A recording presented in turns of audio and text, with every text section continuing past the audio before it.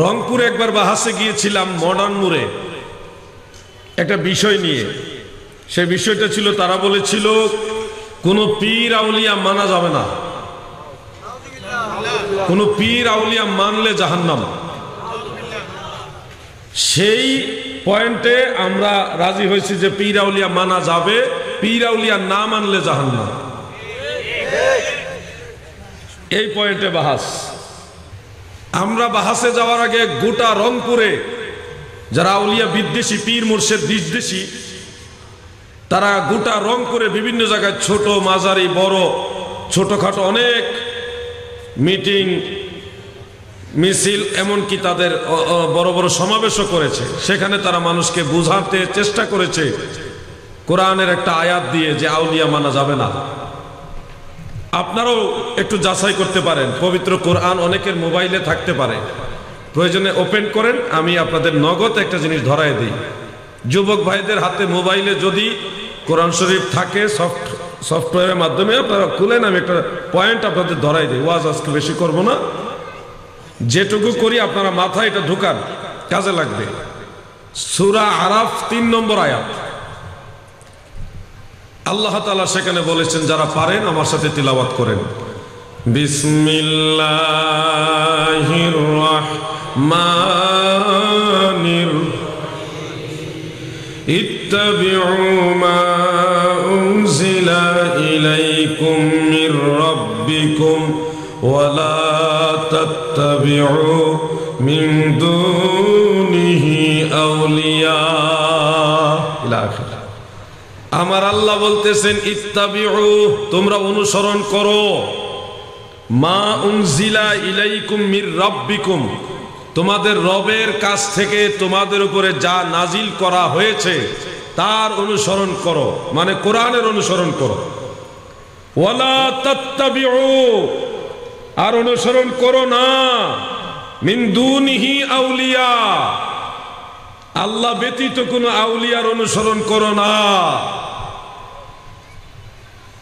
আয়াত রংপুরের আলেমরা জায়গা জায়গায় এটা প্রচার করেছে যে কোরআনের মধ্যে আছে কোন আউলিয়া মানা যাবে না। দলিল সূরা আরাফের ৩ নম্বর আয়াত। এটা মানুষকে দেখাইছে, শোনাইছে, পড়াইছে। মানুষ তো আর হুট করে একটা বিষয় বুঝতেও তো সময় লাগে, হুট করে বুঝেনি। তারাও আউলিয়া কেরামের বিরুদ্ধে, পীর মুরিদ বা পীর মাশাইখদের বিরুদ্ধে দাঁড়ায় গেল একটা বড় সংখ্যা। আস্তে আস্তে বাহাসের দিন চলে আসলো। আমি এবং মুফতি মাসুদ ভাই সেখানে গেলাম, কিছু কিতাব নিয়ে গেছিলাম। আমি গিয়ে সেদিন বলেছিলাম, রংপুরে এমন কোন বাপের বেটা থাকলে আলাউদ্দিন জিহাদির সাথে মোকাবেলা করো। যারা আউলিয়া কেরামকে মানো না, আজকে কোরআন নিয়ে আসো। তোমরা যদি পারো প্রমাণ করে দিবে আউলিয়া মানা যাবে না, আর আমরা যদি পারি প্রমাণ করে দিব আল্লাহর আউলিয়া মানা লাগবে।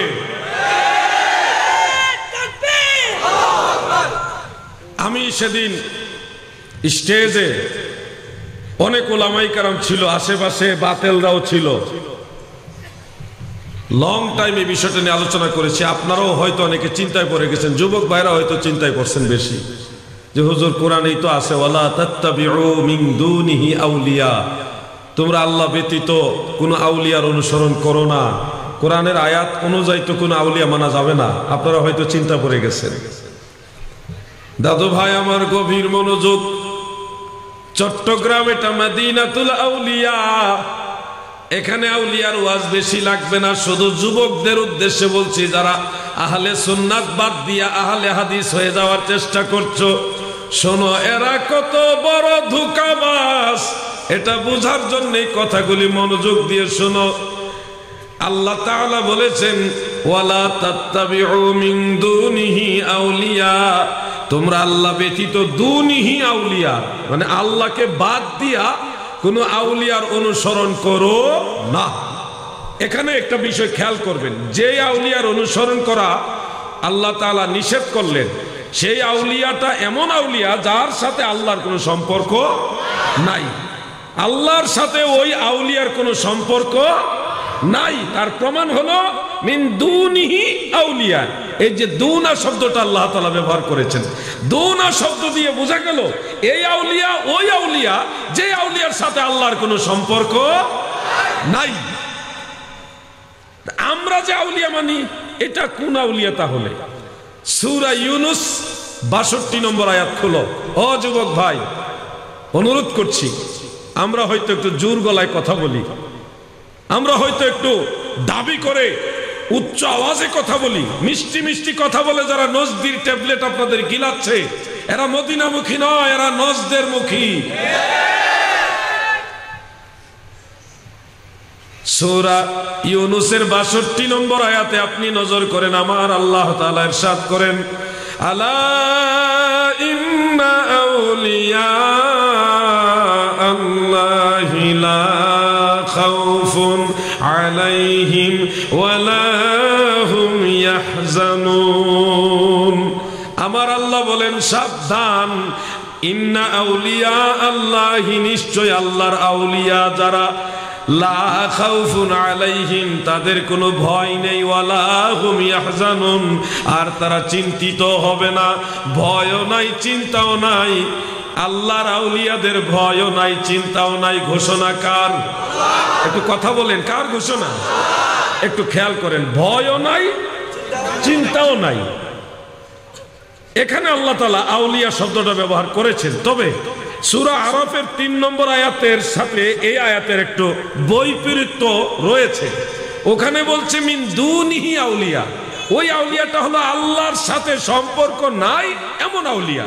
আর সূরা ইউনূসে যে আউলিয়ার কথা আল্লাহ বললেন এটা হলো ইন্না আউলিয়া আল্লাহ। চট্টগ্রামের নবীর প্রেমিকারা গো, দিলের কান লাগায় শোনো, সূরা ইউনূসের মধ্যে আমার আল্লাহ যেই আউলিয়ার কথা বলেছে, এই আউলিয়া আমার আল্লাহর আউলিয়া। ইন্না আউলিয়া আল্লাহ, এই আউলিয়াটা হলো আল্লাহর আউলিয়া। আর ওই সূরা আরাফের ৩ নম্বর আয়াতের আউলিয়াটা আল্লাহর আউলিয়া না। আমি আপনাদের কাছে জানতে চাই, আপনারা কোন আউলিয়া মানেন? আল্লাহর আউলিয়া না অন্য আউলিয়া? কার আউলিয়া মানেন? জবানটা খুলে উচ্চারণ করে বলেন, কার? আল্লাহর আউলিয়া মানি। তাহলে আউলিয়া আমরা পেলাম দুই রকম, একটা হলো আল্লাহর আউলিয়া, আরেকটা আউলিয়া আছে, ওটা কার আউলিয়া শুনেন। কোরআন কারীমের অন্য জায়গায় আল্লাহ তাআলা ইরশাদ করেন, ওয়াল্লাযীনা কাফারু আউলিয়াউহুমুত তাগুত, যারা কুফরি করে তাদের আউলিয়া হলো তাগুত। তাগুত মানে শয়তান। তাহলে আরেকটা আউলিয়া যে আছে, ওই আউলিয়াটা আমরা চিহ্নিত করলাম, ওই আউলিয়াটা আল্লাহর আউলিয়া না, ওই আউলিয়াটা হলো শয়তানের আউলিয়া। এখন যুবক ভাইদের কাছে আমি প্রশ্ন করি, আমি আলাউদ্দিন জিহাদি দুই পক্ষের দলিলই শুনাইলাম। আমরা যারা ওলিয়া উলিয়া মানি আমাদের দলিল এটাও শুনাইলাম, যারা আউলিয়া মানে না তাদের দলিলটাও তোমাদের শুনাইলাম, এবং দুইটার মধ্যে মৌলিক পার্থক্যটা কি সেটাও তোমাদের বললাম। ও যুবক ভাই, শয়তানের আউলিয়ার আয়াত এনে যারা আল্লাহর আউলিয়ার বিরুদ্ধে সেট করে, এরা কি সত্যবাদী না মিথ্যাবাদী? সিদ্ধান্ত তোমরা নিবা, সিদ্ধান্ত তোমরা নিবা। তুমি যদি বলো না আমরা অমুক হুজুর দেখতে সুন্দর, আমি ওই দলই যাব, যাও তোমার পথে, তোমার সিদ্ধান্ত, তোমার জীবন। হাসতে হাসতে তুমি জাহান্নামে যাও, আমার কি? আমি তোমাকে পয়েন্ট দেখালাম। আমরা ভণ্ড পীর যারা, শয়তানের আউলিয়া যারা, তাদের পক্ষে না, আমরা আল্লাহর আউলিয়াদের পক্ষে। ঠিক না বেঠে? বুঝতে হবে দাদু, আপনাকে সিদ্ধান্ত নিতে হবে কোন আয়াত কাফের মুশরিকের সম্পর্কে আয়াত হয়েছে, সেই আয়াত নিয়ে আইনা আউলিয়া কেরাম সম্পর্কে সেট করে যারা মানুষকে ধোঁকা দেয়, এরা কতটা মিথ্যাবাদী, ছলনাময়ী। আরেকটা পয়েন্ট খেয়াল করবেন, বিরক্ত হচ্ছেন? কোরআন কারীমের মধ্যে আছে, আল্লাহ তাআলা বলেন, ওয়ামা লাকুম মিন দুনিল্লাহি মিন ওয়ালিয়্যিন ওয়ালা নাসির। অন্য জায়গায় আছে, ওয়ামা লাকুম মিন দুনিহি মিন ওয়ালিয়্যিন ওয়ালা শাফি'। দুই রকম আয়াত আছে, অন্য অন্য শব্দেও আছে। ওয়ামা লাকুম, তোমাদের জন্য নেই, মিন দুনিল্লাহি আও মিন দুনিহি, আল্লাহ ব্যতীত তোমাদের জন্য নেই, মিন ওয়ালিয়্যিন ওয়ালা নাসির আও ওয়ালা শাফি', আল্লাহ ব্যতীত তোমাদের জন্য কোনো ওলি নেই, কোনো সাহায্যকারী নেই, অথবা কোনো সুপারিশকারী নেই। তোমাদের জন্য কোনো ওলি নেই, আল্লাহ ব্যতীত তোমাদের জন্য কোনো ওলি নেই, কোনো সাহায্যকারী নেই, কোনো শাফাআতকারী নেই। এই আয়াত দলিল দিয়ে বাংলাদেশের তথাকথিত ইসলামী ছিনতাইবিদ যারা আন্তর্জাতিক ক্ষতি সম্পন্ন, তিনারা আপনাদের বোঝানোর চেষ্টা করবে যে একমাত্র আল্লাহ শাফাআতকারী, আর কোনো ওলি নাই, আল্লাহ ছাড়া কোনো ওলি নাই, আল্লাহ ছাড়া কোনো শাফাআতকারী নাই, একমাত্র শাফাআতকারী আল্লাহ। ওয়াজ শুনতে বড় ভালো লাগে। এবার আপনারা আমাকে একটা প্রশ্নের জবাব দিবেন, আপনারা সবাই পারবেন, এই জন্যই বলতেছি। আল্লাহ ছাড়া কোনো ওলি নেই, এই কথার ব্যাখ্যা আমি পরে দিচ্ছি। আল্লাহ একমাত্র শাফাআতকারী, আল্লাহ ছাড়া কোনো শাফাআতকারী নেই, এই কথা যদি বলা হয়, আপনাকে প্রশ্ন করি, সবাইকে প্রশ্ন করি, শাফাআতকারী মানে সুপারিশকারী। আল্লাহ যদি সুপারিশকারী হয়, আল্লাহ কার কাছে সুপারিশ করবেন বলেন? আল্লাহর বড় কে আছে? আল্লাহর সমান কেউ আছে? যে বলা হচ্ছে জোর গলায়, অনেক ভাইরা জুড়ছে, জবাব দিচ্ছেন যে একমাত্র আল্লাহই শাফাআতকারী, আল্লাহ ছাড়া কোনো ওলি নাই, আল্লাহ ছাড়া কোনো শাফাআতকারী নাই। অনেকে চিৎকার মেরে বলছেন ঠিক। আপনারা বলুন আল্লাহ কার কাছে শাফাআত করবে? নোট করেন আমাদের কথাগুলি নোট করেন। আল্লাহ শাফাআতকারী এটা বলাই ঠিক না, আল্লাহ শাফাআত কবুলকারী। আল্লাহর কাছে শাফাআত করা হবে, আল্লাহ শাফাআত কবুল করবেন, এটা হলো আমার আল্লাহর শান। আমার আল্লাহ বলেন ওয়ামা লাকুম মিন দুনিল্লাহি, তোমাদের জন্য আল্লাহ ব্যতীত নাই, কি নাই, মিন ওয়ালিয়্যিন ওয়ালা নাসির, কোনো ওলি নাই, কোনো সাহায্যকারী নাই। অন্য আয়াতে আছে কোনো সুপারিশকারীও নাই। দাদু ভাই আমার গভীর মনোযোগ, আল্লাহ ছাড়া তোমাদের জন্য কোনো সুপারিশকারী নাই, কোনো সাহায্যকারী নাই। এই তোমাদেরকে যে আল্লাহ বললেন, অথবা লাইসা লাহুম, তাদের জন্য নাই, থাকবে না। লাইসা লাহুম এরকম আয়াত আছে, তাদের জন্য থাকবে না কোনো ওলি, কোনো সাহায্যকারী থাকবে না। এই তারা কারা? প্রশ্ন আসে কিনা? হ্যাঁ যুবক ভাইরা, তোমরা কি ঘুমাই গেছো নাকি? আমি তোমাদের বিরক্ত করবো না, আমি কয়েকটা পয়েন্ট ধরাই দেই। এই আহলে হাদিস নামধারী যারা আজকে তোমাদেরকে বিভ্রান্ত করছে, এরা কিভাবে তোমাদের ধোঁকা দিবে, পয়েন্টগুলি আগেই ধরাই দিচ্ছি আমি। যারা পীর মানে না, ওলিয়া উলিয়া মানে না, তারা তোমাদের কিভাবে ধোঁকা দিবে, পয়েন্টগুলি আমি আগেই ধরাই দিচ্ছি। নোট করে রাখো, কাজে লাগবে।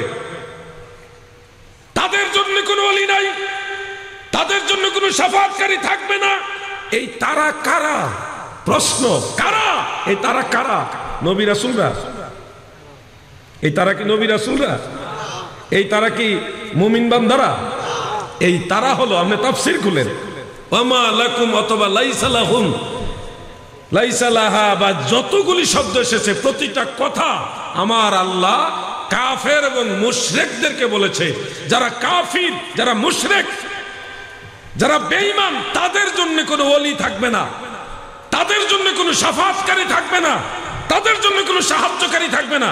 কোরআন ঠিক, কোরআনের আয়াত ঠিক, কিন্তু এটা ব্যাখ্যা, যে আয়াত, যে কথা আমার আল্লাহ কাফের মুশরিকদেরকে উদ্দেশ্য করে বলেছে, সেই কাফের মুশরিকদের আয়াত এনে যারা আল্লাহর ওলিদের বিরুদ্ধে লাগায়, এরা সত্যবাদী না মিথ্যাবাদী? আমি যদি কোনো ভুল তথ্য দিয়ে থাকি, প্রমাণ করো, জিহ্বা কেটে ফেলবো আমি। আর যদি আমি সত্য কথা বলি, একেবারে আজীবনের জন্য নবীর দলে সুন্নি জামাতে চলে আসতে হবে।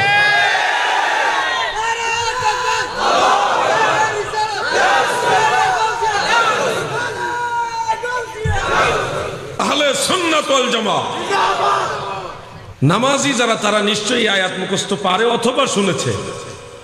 ইন্নাল্লাযীনা আমানু ওয়া আমিলুস সালিহাতি লাহুম জান্নাতুন তাজরি মিন তাহতিহাল আনহার। শুনেন না এটা? এর অর্থ হলো ইন্নাল্লাযীনা আমানু, নিশ্চয় যারা ঈমান আনে ওয়া আমিলুস সালিহাত এবং নেক আমল করে, লাহুম জান্নাহ, তাদের জন্য জান্নাত। সুবহানাল্লাহ বলুন। লাহুম জান্নাতুন তাজরি মিন তাহতিহাল আনহার, তাদের জন্য জান্নাত যার নিচে ঝর্ণা ধারা প্রবাহিত। জান্নাতের ডিক্লার আমার আল্লাহ কার সাথে ডিক্লার দিলেন, কার সম্পর্কে বললেন? আমলওয়ালা ইমানদার যারা গো, আমলওয়ালা ইমানদার যারা, তাদেরকে আমার আল্লাহ বলতেছে তাদের জন্য জান্নাত। আমি আবার জানতে চাই চট্টগ্রামের মুমিন মুসলমানেরা, আমলওয়ালা ইমানদারদের জন্য জান্নাতের ঘোষণা আমার আল্লাহ দিলেন। আমলওয়ালা ইমানদারদের চাইতে আল্লাহর ওলিদের মর্যাদা কম না বেশি? আওয়াজটা একটু কম লাগলো মনে হয়।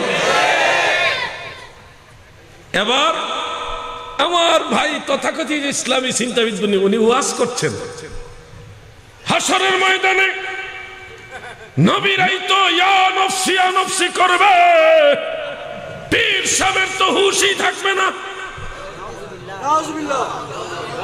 ওয়াজ করছেন উনি, নবী রাসূলরা ইয়া নফসি ইয়া নফসি করবে। একটা গাঁজাখুরি ওয়াজ, মিথ্যা ওয়াজ।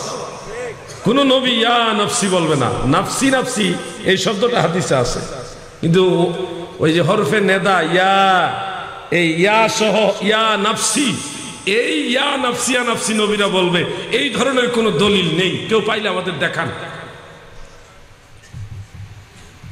কোন নবী ইয়া নফসি ইয়া নফসি করবে না।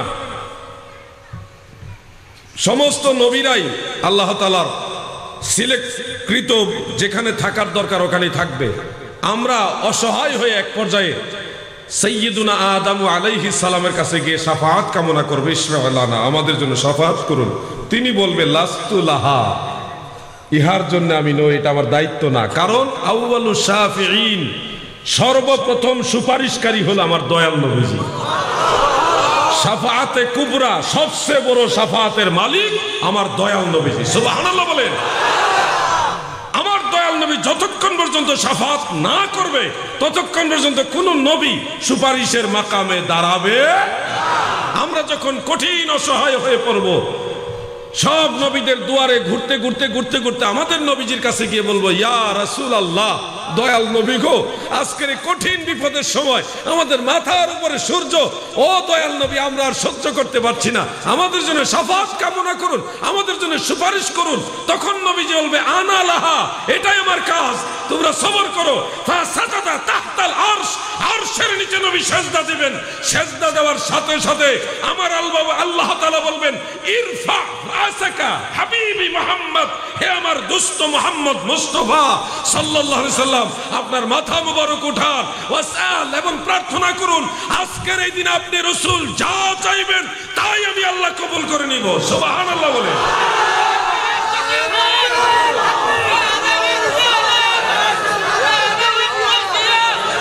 আসা আইয়াবআসাক রাব্বুকা মাকামান মাহমুদা, অচিরে আপনার রব আপনাকে মাকামে মাহমুদে অধিষ্ঠিত করবেন।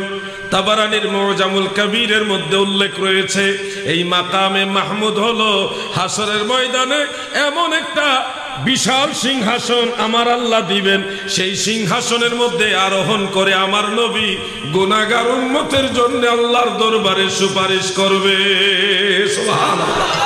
তাফসীরে দুররে মানসুরের মধ্যে উল্লেখ, সাহাবী আব্দুল্লাহ ইবনে মাসউদ রাদিয়াল্লাহু আনহু, সাহাবী আব্দুল্লাহ ইবনে সালাম রাদিয়াল্লাহু তাআলা আনহু, সাহাবী আব্দুল্লাহ ইবনে উমর রাদিয়াল্লাহু আনহুমা, হযরতে মুজাহিদ রাহমাতুল্লাহ আলাইহি সহ আরো কয়েকজন থেকে বর্ণিত, হাসর ময়দানে ইউজলিসুহু আলাল আরশ, আমার আল্লাহ আমার দয়াল নবীকে আরশে আজিমের মধ্যে বসাবে।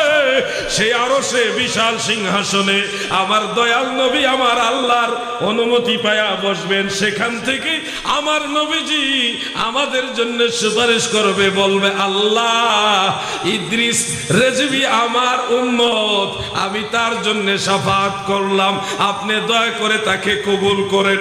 আল্লাহ আমার উম্মতের মধ্যে এই যে আমার এই ভাই আল মাদানী ভাই ইয়াসিন মাদানী যদি দয়াল নবী এরকম বলে যে ইয়াসিন মাদানী সে আমার উম্মত, আমার আল্লাহ কবুল করবে। নবীজি যতক্ষণ পর্যন্ত শাফাআত করতে করতে সন্তুষ্ট না হবে, ওয়ালা সাউফা ইউতিকা রাব্বুকা ফাতারদা, নবী গো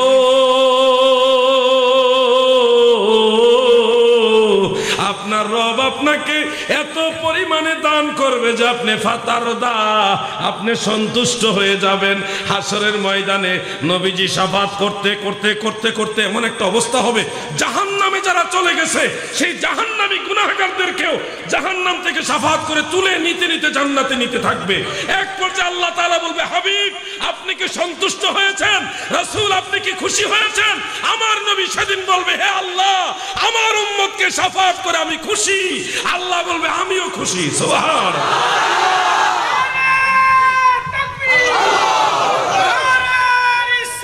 ইয়া রাসূলুল্লাহ।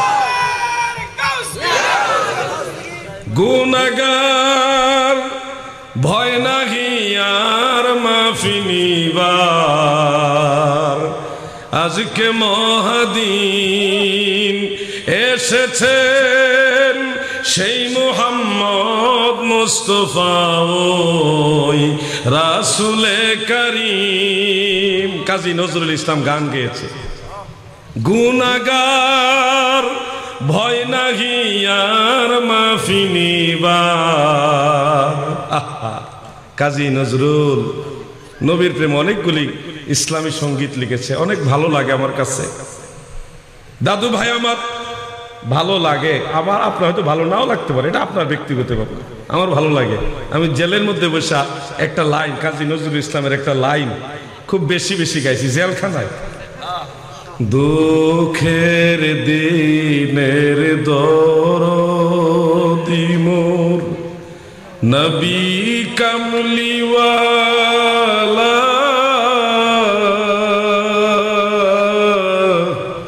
নবী কামলিওয়ালা। চুপচাপ বসে বসে গাইছি আর কাঁদছি, কারণ ওই দিন ওই সময়টা আমার নবী স্যার আমার বান্ধব কেউ ছিল না। যাই হোক, আমি ওদিকে যাচ্ছি না, এ ব্যাপারে অনেক কথা বলেছি। আপনাদের শুধু এতটুকু বলি, যারা ধোঁকাবাজ তাদের থেকে সাবধান হন, সচেতন হন। বাইরে আমরা সুন্নি হয়েছি কেন জানেন? আজকে যদি আলাউদ্দিন জিহাদি মারা যায়, লক্ষ লক্ষ মুমিন সুন্নি জনতা আমার জন্য দোয়া করবে, এটা আমার বিশ্বাস। সুন্নি বিধায় মানুষ দোয়া করবো। ওয়াহাবিলে কোনো মতো জানাজাটা পরে দাফন করে চলে আসতো, জানাজা পরে দোয়া করবো না, দাফনের পরে দোয়া করবো কিনা সন্দেহ আছে। আর ইসালে সব ফাতিহা কুলখানি চেহলাম যেটা, এগুলি তো করেই না, আর তো জায়েজই মনে করে না। মুনাজাত করাই জায়েজ মনে করে না, আর আপনার জন্য দোয়া করবে, সে তো দোয়া করাই জায়েজ মনে করে না। সুন্নি হলে লাভ, বাঁচলেও লাভ, মরলেও লাভ। তোমার মন চাইলে ওয়াহাবিও না খারিজ হয়ে যায়, তোমার ব্যক্তিগত ব্যাপার। তুমি জাহান্নামে গেলে আমার কি? দেখো, মায়ের পা ধরে কেউ যদি সালাম করে বা কদম বসি যদি ডিরেক্ট করে, সুন্নিরাই করে, ওয়াহাবিরা করে না। দেখো, কবরস্থানের কিনারে দাঁড়ায় মা বাবার জন্য চোখের পানি ছেড়ে দিয়ে আল্লাহর কাছে দুইটা হাত উঠায় যদি কেউ কাঁদে, সুন্নিরাই কাঁদে। দেখো, মা বাবা মারা গেলে লাশ গোসল দিয়ে পাশে বসে সূরা ইয়াসিন তেলাওয়াত যদি কেউ করে, সুন্নিরাই করে। ভাই, তুমি যে দলে যাচ্ছ হয়তো ভাবতেছো সহি হাদিস, সহি হাদিস। বাইরে যা দেখছো তা না, এর ভিতরে অনেক কিছু আছে। ওই দলের মানুষগুলি, আমি বেশি কিছু বলবো না, ওই দলের মানুষগুলি ফরজ নামাজটা পরেই বের হয়ে যায়, দোয়া করতে চায় না, দোয়া করে না। যেই মানুষগুলি নামাজের পরে দোয়া করে না, সেই মানুষটা তুমি মরলে দোয়া করবে, তা কিসের বিশ্বাসে মানতেছ? নামাজের পরে দোয়া করে না, সেই মানুষটা তোমার জন্য দোয়া করবে, এটা তুমি কিভাবে বিশ্বাস করো? যদি বলে আমার দোয়া লাগবে না, ওটা অন্য বিষয়। আমার দোয়া লাগবে না, অন্য বিষয়, কিন্তু আমাদের দোয়া লাগবে। আপনাদের দোয়া লাগবে কিনা? আওয়াজে বোঝা যাচ্ছে অনেকেই লাগবে না। দোয়া লাগবে। দোয়ার দল ওয়াহাবি না সুন্নি? বুঝে শুনে সিদ্ধান্ত নেন। সিদ্ধান্ত আপনি নেবেন, আপনার জীবন, আপনার ঈমান, আপনার ব্যক্তিগত সিদ্ধান্ত। আপনি জাহান্নামে গেলে আমার কি? আমি আলাউদ্দিন জিহাদি বুক ফুলিয়ে বলি, সারা পৃথিবীর সমস্ত ওয়াহাবিরা যদি আমার সামনে আসে, তারপরে আমি তাদের সাথে মোকাবেলা করব, তাদের সামনে দাঁড়িয়ে নারায়ে রিসালাতের স্লোগান দিব। আমি আমাকে নিয়ে চিন্তা করি না। আমার সামনে যদি ডাইরেক্ট শয়তান আসে, আল্লাহ যদি ডাইরেক্ট শয়তানকে পাঠায়, আমি শয়তানকে বলবো আমি বিনা দলিলে মদিনাওয়ালাকে ভালোবাসি।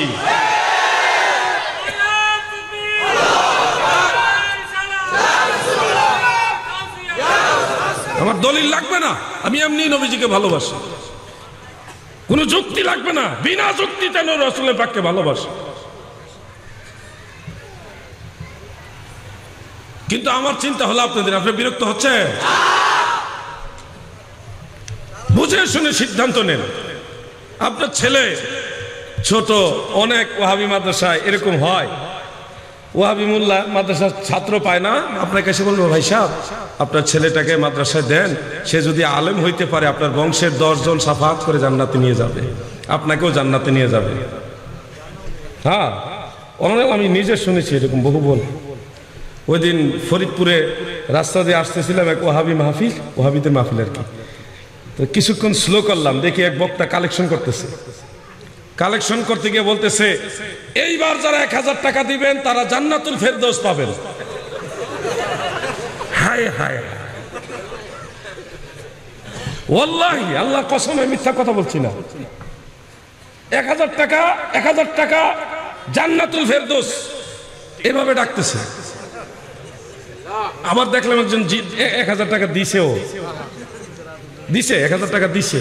আমি কিছুক্ষণ শুনে আসছি দাঁড়ায় কিভাবে কালেকশন করে তারা জান্নাত বিক্রি করে। আপনাদের মনে হয় বিশ্বাস হচ্ছে না, আমি নিজে দেখেছি, নিজের কানে শুনেছি, কারোর কাছে বাড়াইটা শোনা না। জান্নাত বিক্রি করে আপনাকে এসে বলবে আপনার ছেলেটা দেন, আলেম হইতে পারলে আপনাকে জান্নাতে নিবে, আপনার স্ত্রী, আপনার বংশের সবাই জান্নাতে নিয়ে যাবে। আছে, হাদিসে আছে, তিরমিজিতে হযরত আলী রাদিয়াল্লাহু আনহু থেকে রিওয়ায়াত, এবং তাবারানীর মুআজামুল আওসাতে জাবের রাদিয়াল্লাহু আনহু থেকে রিওয়ায়াত আছে। আল্লাহ রাসূল বলেছেন যে কোরআন কারীম পড়ে এবং কোরআনকে হেফজ করে এবং হালালকে হালাল জানে, হারামকে হারাম জানে, সে তার বংশের 10 জনকে শাফাআত করে জান্নাতে নিবে। আল্লাযী কাদ ওয়াজাবাত লাহুন নার, এমন 10 জন যাদের জন্য জাহান্নাম ওয়াজিব হয়ে গেছে। হাদিস আছে সঠিক, আপনাকে সেই সঠিক কথাটা বলবে, বলে আপনার ছেলেকে মাদ্রাসা নিয়ে বলবে। কি শিখাবে আপনার ছেলেকে জানেন? প্রথমে শিখাবে পীর আউলিয়া মানো, পীর সাহেব তো উপায় থাকতো না, নবীর তুইয়া নফসি নফসি করবো। আপনাকে বললো আপনার ছেলে আপনাকে জান্নাতে নেবে, আর আপনার ছেলেকে শিখাইবে নবীরা ইয়া নফসি নফসি করবে, আর পীর আউলিয়া যারা তাদের তো হুঁশ থাকবে না। আপনাকে বললো কি আর ছেলেকে শিক্ষা দিচ্ছে কি? আজ না হয় কাল বুঝবেন। আলাউদ্দিন জিহাদির কথাগুলি আজ না হয় কাল বুঝবেন। দুনিয়াতে না বুঝলে মরলে হইলেও বুঝবেন। মরার পরে আপনার রুহুটা নিয়ে ফেরেশতারা আপনার লাশের আশেপাশে থাকবে, ওই সময় দেখবেন আপনার ছেলে আপনার জন্য দোয়া করবে না, যদি ফুলা ওয়াহাবি হয়। দুনিয়াত না বুঝলে মরলে বুঝবেন। এই কথাগুলির গুরুত্ব দুনিয়ায় না বুঝলে মরলে বুঝবেন। আমি আমার আম্মাকে একদিন বলছিলাম, আমার মা, আমার গর্ভধারিণী মাকে বলছিলাম, আম্মা কিরে বাবা, আচ্ছা তুমি যদি মারা যাও আর আমি যদি তোমার জন্য দোয়া না করি তোমার কেমন লাগবে? আম্মার চেহারাটা মুহূর্তের মধ্যে মলিন হয়ে গেল। বলতেছে ফুত, আমাদের ছেলে, আমাদের এলাকা আঞ্চলিক ভাষায় ছেলেকে ফুত বলে আর কি। বলতেছে ফুত তুই আমার লাগে দোয়া করতি না? জানেন আমার ওই সময় তো কষ্ট লাগছে আমার আম্মার চেহারাটা দেখে, আর সুরটাই ছিল ব্যতিক্রম। ফুত তুই কি আমার লাগে দোয়া করতি না? আপনার মাকেও জিজ্ঞাসা করবে, মা আমি যদি তোমার জন্য দোয়া না করি তোমার কেমন লাগবে? দেখবেন মা কি বলে। আমি এটাই বুঝাতে চাচ্ছি, ও যুবক ভাই, তুমি বেশি লাভের আশায় যে দলে যাচ্ছ ওই দলের মানুষ দোয়া করাটাই জায়েজ মনে করে না, আর তোমার জন্য তোমার মা বাবার জন্য দোয়া করবে, এটা তুমি কিভাবে বিশ্বাস করলে? নামাজের পরে তুমি হাত উঠাইও, দেখো কিভাবে বাধা দেয় তোমাকে। এরা তো সবে বরাতই মানে না, আর তোমার জন্য তোমার মা বাবার জন্য দোয়া করবে? তুমি কিসের বিশ্বাসে তাদের সাথে গেলা? এটা জায়েজই মনে করেন এটাকে। যেটা বলছিলাম, কষ্ট হচ্ছে? খুব তাড়াতাড়ি আলোচনা ইতি টেনে দিব, অনেক রাত হয়ে গেছে। আরো একটু দুরূদ শরীফ পড়েন, দয়াল নবীজি খুশি হবে, আল্লাহ তাআলা সন্তুষ্টির একটা মাধ্যম হবে, একটু জিমানিটা দূর হয়ে যাবে। আল্লাহুম্মা সাল্লি মাওলানা মুহাম্মদ আলা। ভাই মাইকটা ঠিক করেন, গলা টানতেছে, বাইরের মাইকগুলি ভলিউম দেন। মুহাম্মদ আল্লাহুম্মা সাল্লি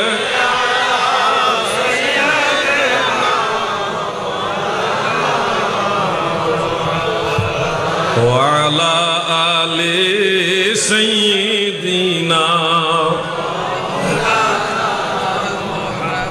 যে মই যাছে ইশকে নবী কিবা তার যত না তরাইবেন রাসূলুল্লাহ, নাহি কোনো ভাবনা। আল্লাহুম্মা সাল্লি, মাশাআল্লাহ, মারহাবা মারহাবা, মুহাম্মদ ওয়া আলা আলি। আরে ছোট ছোট বাচ্চারাও তো রশি পড়তেছে, কতটা আনন্দ লাগে দেখেন এই ছোট ছোট বাচ্চা। আমাকে চট্টগ্রামে একটা বাসায়, এলাকার নামটা ভুলে গেছি, শহীদুল্লাহ বাহাদুর সাহেব ছিল ওই মাহফিলে সম্ভবত, একটা বাসা নিয়ে গেলে ছোট্ট একটা বাচ্চা মাত্র কথা বলা শিখছে, এই মাত্র কথাবার্তা বলা শিখছে।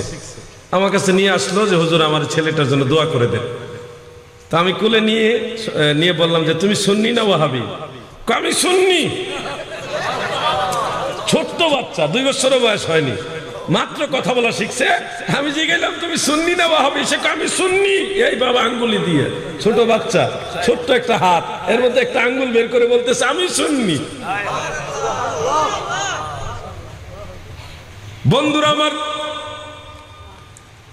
আপনাদেরকে এটাই বুঝাতে চাই যে সুন্নি জামাত আমার নবীর দল, সুন্নি জামাত ইমাম হুসাইনের দল, সুন্নি জামাত শাহজালাল ইয়ামানি মুজাররাদির দল, সুন্নি জামাত গাউসে পাকের দল, সুন্নি জামাত খাজা গরিবে নওয়াজের দল।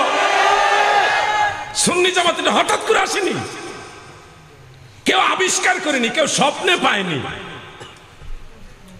অনেক দল স্বপ্নে পায় আবিষ্কার হয়েছে, একটা মিটিং করে দল আবিষ্কার করা হয়েছে, কিন্তু সুন্নি জামাতের ঘোষণা দিয়েছে স্বয়ং রাহমাতুল লিল আলামিন। আপনারা সেই নবীর দল বাদ দিয়ে কোথায় যাচ্ছেন? আমার হয়তো আমল নাই রে ভাই, বেশি আমল করতে হয়তো পারি না, আমি আমার দুর্বলতার কথা স্বীকার করে নেই, বিশাল বড় আমল করতে পারি না, যতটুকু সম্ভব হয় আমল করার চেষ্টা করি, আল্লাহকে ভয় করেই করি। 2 রাকাত নামাজে 4 বার সেজদা দেই, 4 বারই আল্লাহকে স্মরণ করি, হে আল্লাহ তোমাকে সেজদা দিচ্ছি, তুমি আমার মালিক, আমি তোমার গোলাম, তুমি আমার রিজিক দাতা, আমি তোমার বান্দা, তুমি তো সব কিছুর মালিক, তুমি তো মহান স্রষ্টা। এগুলি মনে করে আল্লাহকে সেজদা দিই। হয়তো 100 রাকাত নামাজ পড়তে পারি না, যতটুকুই পারি 2-4 রাকাত নামাজ পড়লে ওই আল্লাহর ভয়, আল্লাহর জিকির কালবে রেখে এতটুকু আমল করার চেষ্টা করি। পাহাড় সমান আমল নেই, কিন্তু বুক ভরা, কলিজা ভরা নবীর মহব্বত আমাদের আছে।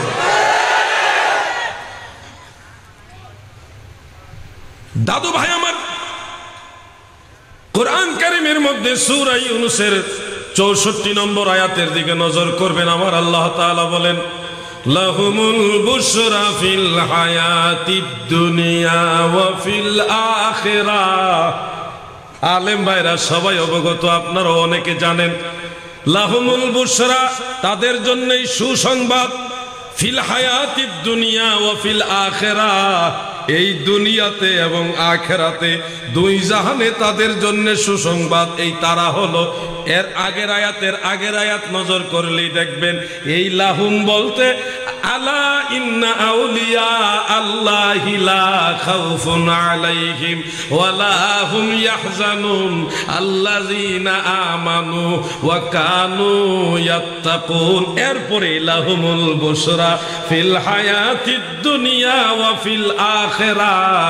আল্লাহ বলেন আমি আল্লাহর আউলিয়া যারা গো, আমি আল্লাহর ওলি যারা, তাদের দুনিয়াতেও সুসংবাদ, আখিরাতেও সুসংবাদ। সুবহানাল্লাহ। তাহলে সত্যিকার আউলিয়া যারা, তাদের ব্যাপারে আমরা কথা বলতে খুব চিন্তা করে কথা বলবো। হ্যাঁ, যদি এরকম কোথাও থাকে লেবাস লাগাইছে পীর মুর্শিদের, কিন্তু ভিতরে ভণ্ডামি, এই ভণ্ডদের অবস্থার ব্যাপারে আমরাও জিরো টলারেন্সে কাজ করব। কোন ভণ্ডদেরকে আমরা সমর্থন করি না। সুন্নি জামাত কোন ভণ্ডের দল না, সুন্নি জামাত মদিনাওয়ালার দল, ঠিক না বেঁচে? তবে ভণ্ডদের কথা বলতে গিয়ে ভণ্ডদের বিরুদ্ধে বলবেন, ঢালাও ভাবে, সমস্ত পীর মাশায়েখের বিরুদ্ধে না। সব ওলিয়া উলিয়া একতরফা, আপনি সব ওলিয়া উলিয়াকে আপনি ভণ্ড বললে, তাহলে আপনি যে ভণ্ড এটাই বোঝা যাবে। আল্লাহর ওলিদের অবদান আসেনি? বলেন না, আসেনি ভাইজান?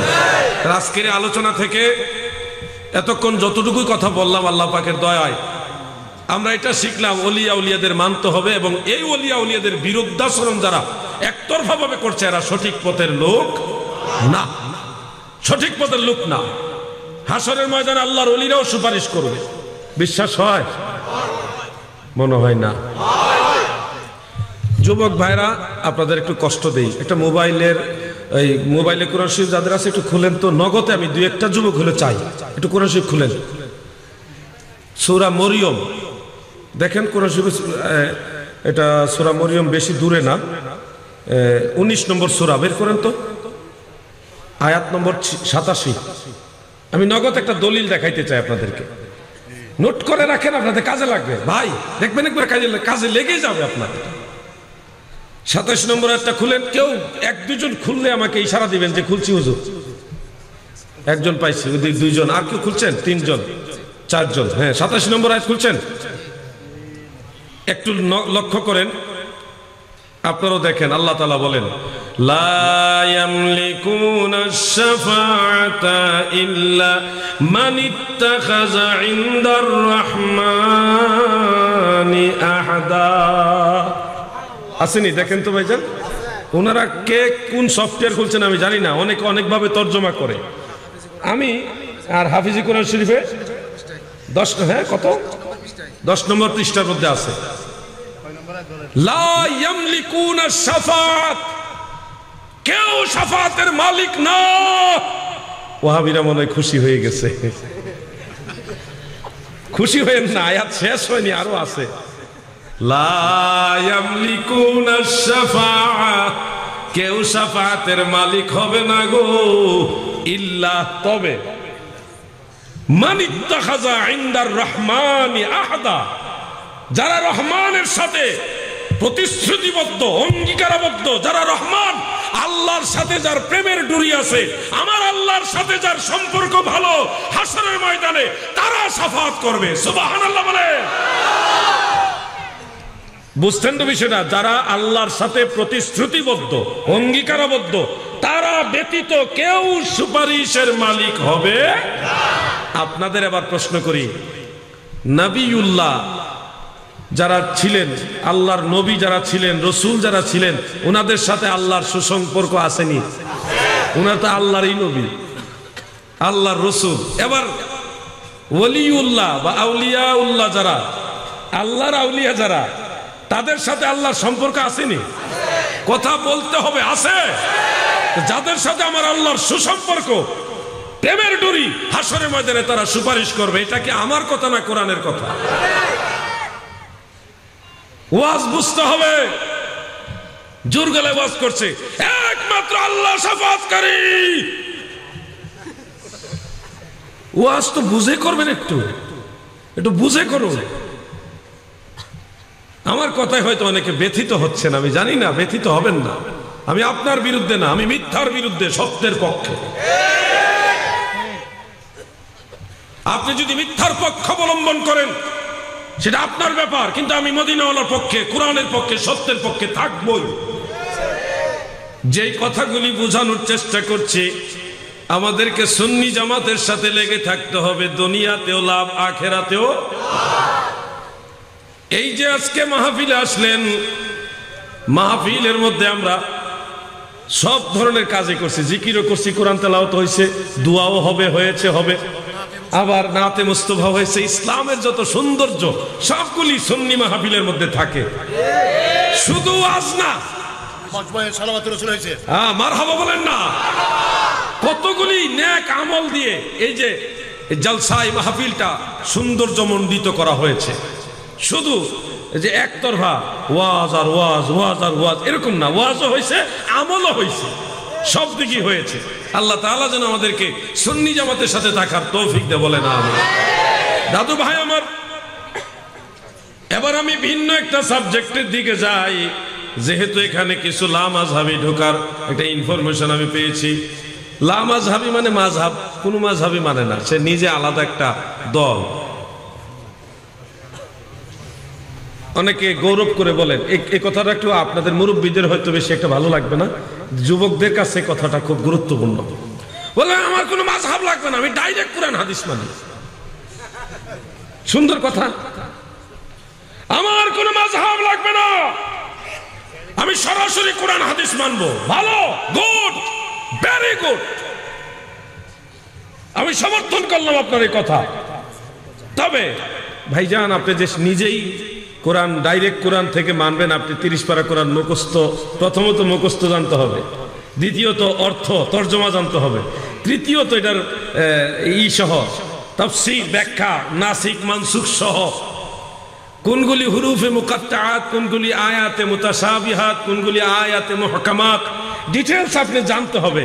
এখন এরপরে যদি বলেন আমি নিজেই সব কোরআন বোঝার জন্য বেশি তো লাগে না, আমরা যতটুকু পড়েছিলাম 17টা সাবজেক্টে জ্ঞান থাকতে হয়, মাত্র 17টা সাবজেক্ট।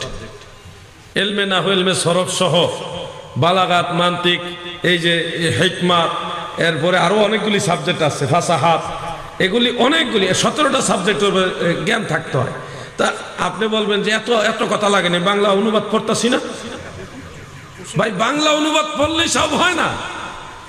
বাংলা অনুবাদটা যে করেছে সে নিশ্চয়ই ওই সবগুলি জ্ঞান অর্জন করেই অনুবাদ করেছে। অনুবাদ দিয়েই পূর্ণাঙ্গ হয় না, এটা তাফসীর জানতে হয়। তাফসীরের মধ্যেও অনেক কোয়ালিটি আছে, আপনারা তো এগুলি পড়েন। উসুলে তাফসীর আছে, এগুলি জানতে হবে।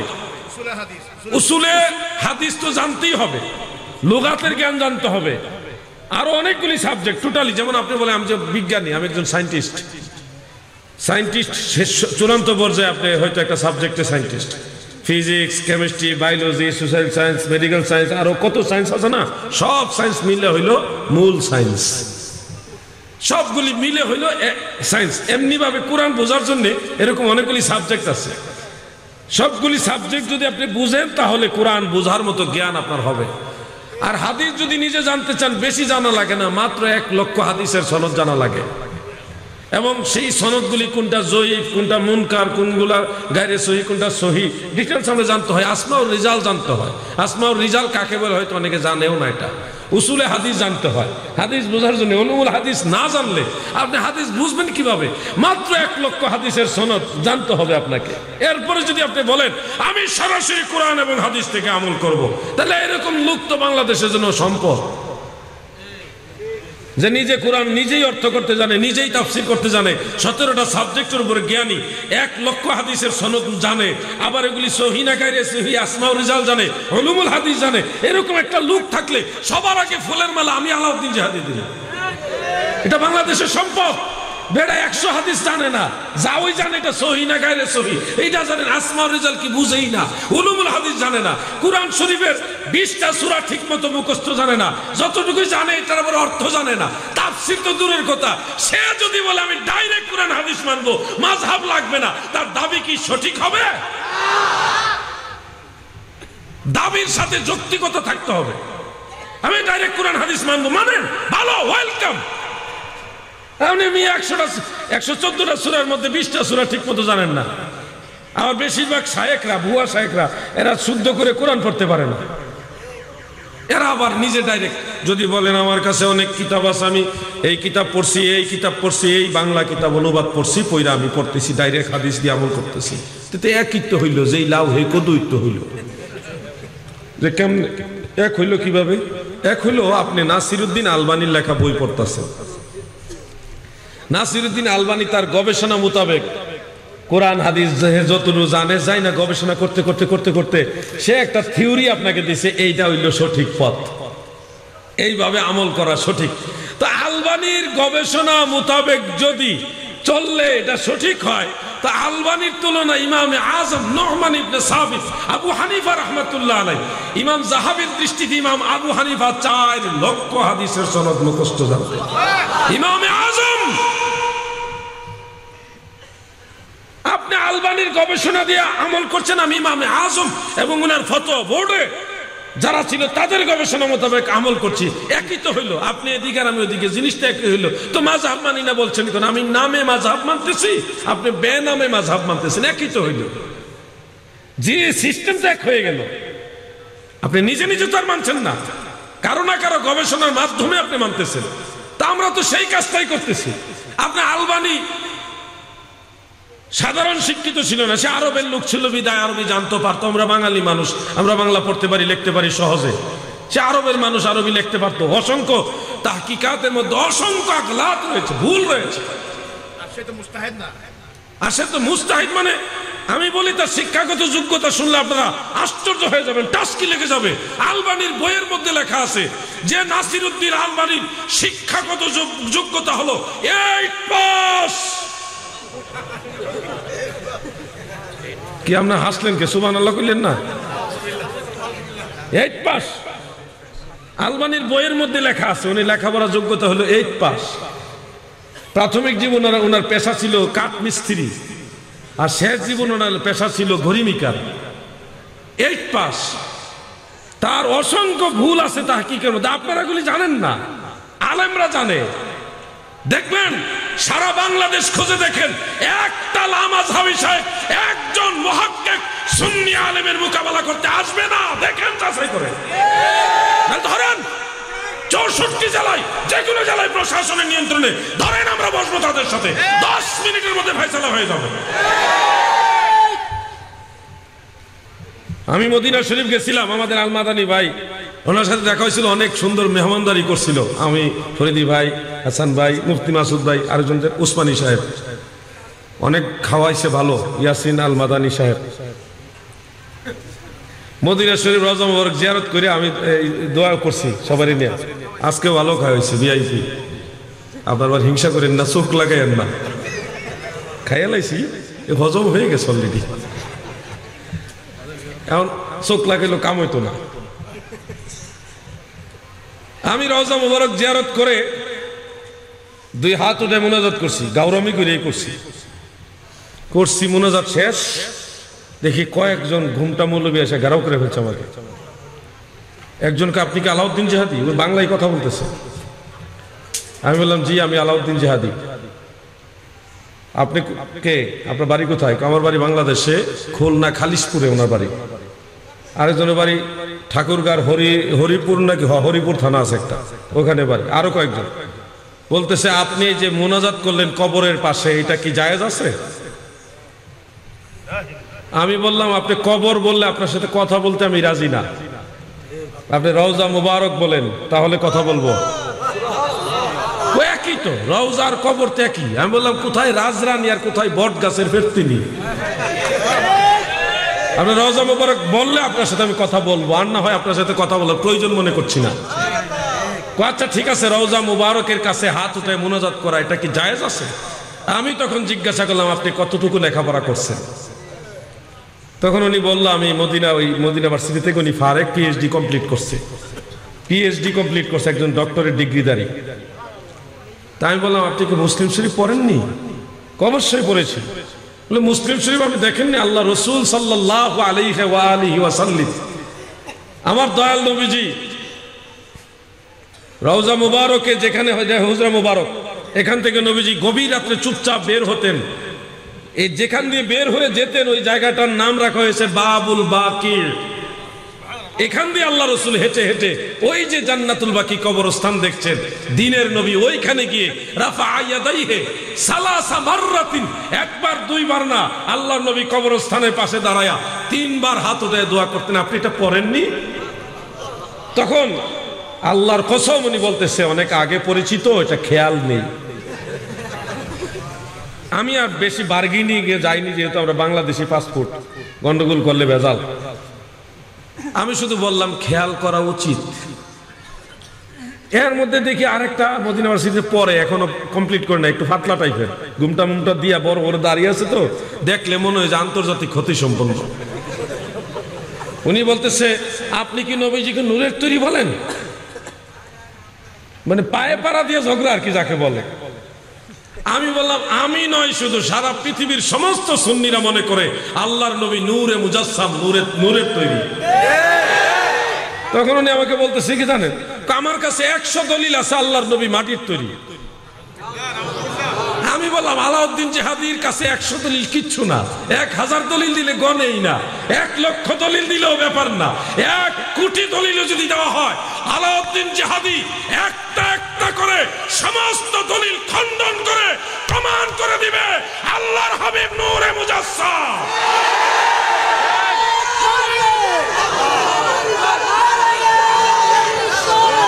রওজা মুবারকের পাশেই দাঁড়ায়া এই কথাটা আমি বলেছি, 1 কোটি দলিল দিলে সমস্ত দলিল একটা একটা করে খণ্ডন করে প্রমাণ করে দিব আল্লাহর রাসূল নূরে মুজাসসাম।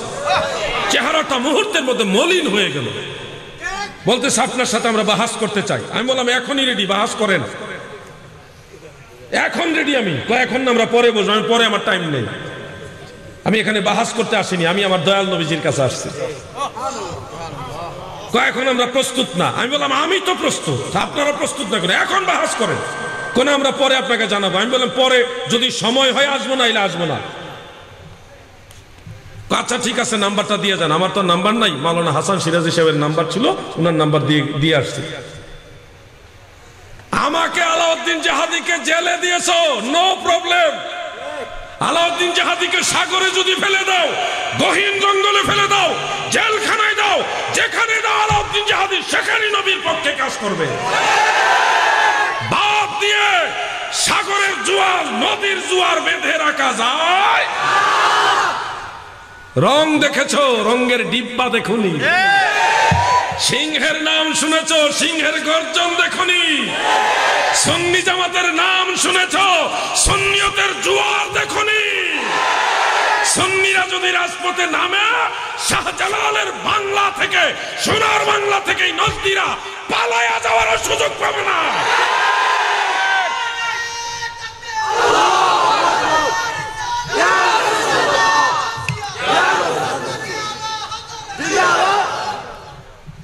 ঐক্যবদ্ধ থাকবেন। আপনাদেরকে অনুরোধ করছি, আমার 9 মিনিট ওভার হয়ে আরো 3 মিনিট ওভার হয়েছে, অনুরোধ করছি ঐক্যবদ্ধ থাকবেন। পীর যার যার, সুন্নিয়ত সবার। আমার পীর আমার কাছে মাথার তাজ, আপনার পীর আপনার কাছে মাথার তাজ। পীর মুরিদির ফাংশনে যদি একজনে আরেকজনের পীরকে সম্মান করতে পারেন আর না পারেন, চুপ থাকবেন, যার যার পীর মুরিদি সে করবেন। কিন্তু যদি ময়দানে সুন্নিয়তের ব্যানারে আবারও ডাক আসে, আবারও সিংহের গর্জন দিয়ে হুসাইনি ফোর্স হিসেবে আবারও রাস্তায় নামতে প্রস্তুত আছে, ঐক্যবদ্ধ থাকবেন। নারায়ে তাকবীর, নারায়ে রিসালাত, আহলে সুন্নাত ওয়াল জামাত, সকল তরিকতপন্থীরা এক হয়ে যান। আর না, ঝগড়া বহুত হয়েছে, আমরা আর ঝগড়া চাই না।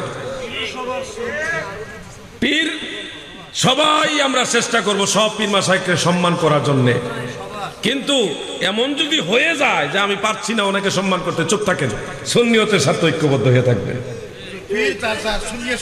শেখ নুরুল ইসলাম ফারুকী রাহমাতুল্লাহ আলাইহি, তিনাকে আমরা সবাই ভালোবাসি না? কেউ না? আপনার কোনো আত্মীয় লাগে? আপনাদের রক্তের সম্পর্কেও কেউ লাগে? কেন ভালোবাসেন লোকটাকে? নবীর মহব্বতে। ওই লোকটা ইসলামের দায়ী ছিল, মদিনাওয়ালার পক্ষের একজন, ইমাম হুসাইনের ফোর্স, নবীর সেনা ছিল, হুসাইনি সেনা ছিল। নবীর মহব্বতে আমরা ফারুকী সাহেবকে ভালোবাসি। ঠিক এই ধারায় প্রত্যেকটা সুন্নি ভাই একজন আরেকজনকে নবীর মহব্বতে ভালোবাসেন। আমাদের মূল থিম হলো এটা। আমাদের ব্যক্তিগত সম্পর্ক থাক আর না থাক, আমি আলাউদ্দিন জিহাদি জেলে গেছি, আপনাদের তো আমি আত্মীয় লাগি না, রক্তের সম্পর্কে কেউ না, গোষ্ঠীরও কেউ না, কিন্তু অনেক আলেম ভাইরা, এই যে মুরব্বী আলেমগিরি, এই যে দেখছেন বয়োজ্যেষ্ঠ হাজার হাজার ছাত্র আছে ওনাদের, আমাদের ওই যে আরো সবাই, এই যে আমাদের সবাই এখানে, উনি বিদেশ থেকে ছটফট করছে, ঘুম হয় না ঠিক মতো, খাবার খাইতে পারে না, মহিলারা চোখের পানি ফেলে কাঁদছে, আরে আমার জেহাদি ভাই কেমন জানে আছে জেলের ভিতরে, আরে আমার জেহাদি ভাই খাইতে পারতেছি কিনা, আরে জেহাদি ভাই কি বিশ্রাম নিতে পারতেছি কিনা, এই যে একটা টেনশন, এই যে একটা মায়া, হৃদয়ের নিংড়ানো একটা ভালোবাসা, এটা কিসের জন্য? এটা মদিনাওয়ালার মহব্বতে, সুন্নিয়তের জন্য, ঠিক না বেটে? আমিও জেলখানায় ঢুকে আমার চিন্তা ঢুকে গেছে, আরে আমার জেলে ঢুকাইলো, আমার কতগুলি সুন্নি ভাই এখন জেলে ঢুকবে, তারা দুর্বল হয়ে যাবে, সুন্নিরা যদি এক না হয় একটা মুসিবত এসে যাবে সুন্নি জামাতের উপরে। আমি শুধু বারবার বলছি, ইয়া রাসূলুল্লাহ, মদিনা শরীফে বলে আসছি, দয়াল নবী গো, আমার কোনো নালিশ নাই, শুধু একটা নালিশ, বাংলাদেশের সব সুন্নিদেরকে এক করায় দেন। জেলে ঢুকে শুধু এটাই বলছি আল্লাহর কাছে, আল্লাহ সুন্নিদেরকে এক করে দাও। বের হয়ে যখন আসছি, অনেক আলেম ভাই আমার দেখা চোখের পানি ফেলে কাঁদছে, ছাত্র ভাইরা কাঁদছে, চোখের পানি ফেলে, তারাও কান্দে, আমিও কান্দি। কান্নার মাঝখানে একজন জিজ্ঞাসা করলো, জিহাদি ভাই আপনি চিন্তা করবেন না, আমরা আসি, আপনি কোনো টেনশন করবেন না, আমরা আসি। আমি তাদের বলেছিলাম, আমার জন্য আপনারা চিন্তা করবেন না, আমার সাথে আমার দয়াল নবীজি আছে। সারা দেশের সমস্ত সুন্নিদেরকে এক হওয়ার জন্য আপনারা বলেন। বারবার আমি একটা কথাই বলছি, একটাই কথা ছিল আমার, আমি কাউকে কোনোদিন বলিনি যে আমার জামিনের চেষ্টা করেন, তদবির করেন, কাউকে আমি এটা বলিনি। একটাই কথা বলেছিলাম, সুন্নিদেরকে ঐক্য হওয়ার জন্য বলেন। আপনারা পারবেন না সুন্নি ঐক্য ধরে রাখতে? যুবক ভাইরা পারবেন না ইনশাআল্লাহ? কোন দলাদলি চাই না, আমরা সুন্নিরা সব এক। এটা যেন মনে থাকে, এখানে যেন ভুল না হয়। এখানে যদি ভুল হয় তাহলে আবার সুন্নি জামাতে একটা মুসিবত নেমে আসবে, আমরা এটা চাই না। আলহামদুলিল্লাহ, আপনারা খুশি হবেন, দেশের সর্বোচ্চ মহলে সুন্নি জামাতের গ্রহণযোগ্যতা চলে গেছে। সর্বোচ্চ মহলে সুন্নিরা যে এই দেশে একটা বৃহৎ শক্তি, এটা অনেকে জানতো না, অনেকে জানতোই না। সুন্নি জামাত একটা বৃহৎ শক্তি বাংলাদেশে, অনেকে জানতো না। নারায়ণগঞ্জের আর অক্সিজেন চত্বরের দুই আন্দোলনে সারা বাংলাদেশ না সারা বিশ্ব চমকে গেছে। ওরে সর্বনাশ, যেই মানুষগুলি খানকায় থাকতো এরা রাজপথে নাই মারছে, এরা যদি হাতের লাঠি নিয়ে বাইরে হয় ঘরে আর থাকা যাইব না।